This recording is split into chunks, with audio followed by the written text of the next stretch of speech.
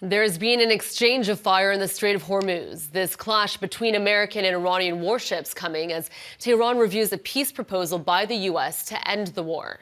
For the latest on this conflict and more, let's bring in our Washington correspondent, Reggie Cecchini. So, Reggie, let's start in the Middle East and this latest flare-up between the States and Iran. What exactly happened, and what does this mean for the ceasefire and Trump's Project Freedom plan in the Strait of Hormuz? Well, I mean, look, on the Project Freedom operation that was paused earlier this week, the president and the Pentagon have said that this is something that may actually start up again in the coming days. So that is something that we need to watch for.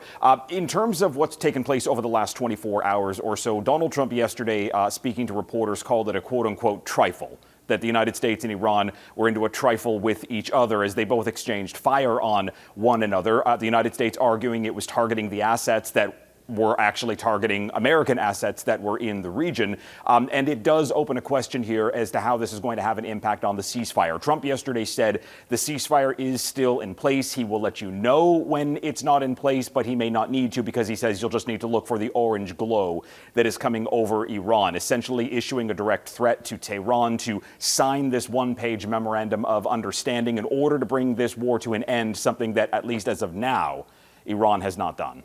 All right, and Reggie, this war with Iran has caused obviously a number of rifts in Washington relationships with other nations, with other countries, and that includes with the Vatican. Yeah. How is Trump and his administration trying to fix that? Well, look, there was a bit of a cleanup effort here with the Secretary of State heading to the Vatican to hold an audience with the Pope. The two of them talked about a variety of different issues on everything from religious freedom to peace around the world. But really, this was an effort here for Washington, or at least for the Secretary of State, to try and make up for some of the hole that's been dug by the White House in terms of the comments towards the Pope. Donald Trump has been very critical of how the Pope has looked at foreign policy in terms of pursuing peace around the world, arguing that the Vatican essentially is pushing to allow Iran to have a nuclear weapon. This is obviously something that the Vatican has pushed back against.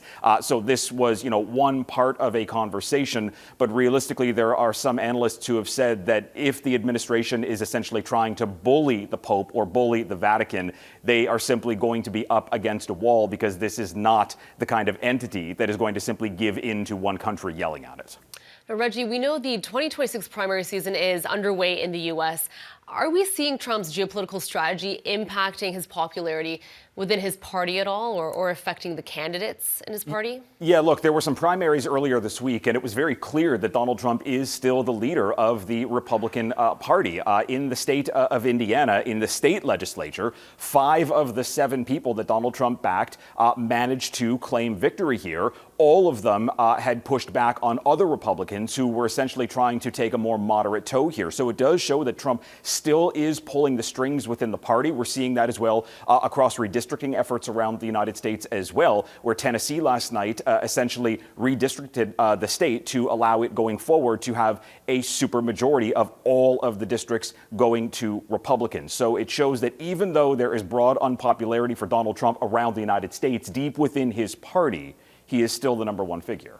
All right, so good news for Trump in the primaries so far, Reggie, but not really when it comes to tariffs. So tell us more about this week's ruling on the president's attempt to impose new global levies. Yeah, so look, this is a narrow victory for those who were going after the president in his decision to use these 122 tariffs to put a 10% tariff in place for the ones that the Supreme Court argued were illegal under IEEPA. This is a narrow win for 2 businesses and for the state of Washington that were suing to get rid of these 10% tariffs. It's not clear how this is going to have a wider impact on countries around the world, including Canada, where the vast majority of the goods are covered under USMCA. Still, the administration is looking at other tariff policies here, including, countries that may be dumping goods in markets or countries that may be using forced labor. These are investigations that are ongoing. So it's a narrow victory here for a couple of places in the United States, but we've seen in the past that this is an administration that doesn't let any kind of setback stop it from moving forward. All right, and Reggie, before we let you go here, there have been several developments in the Epstein files saga. So bring us up to speed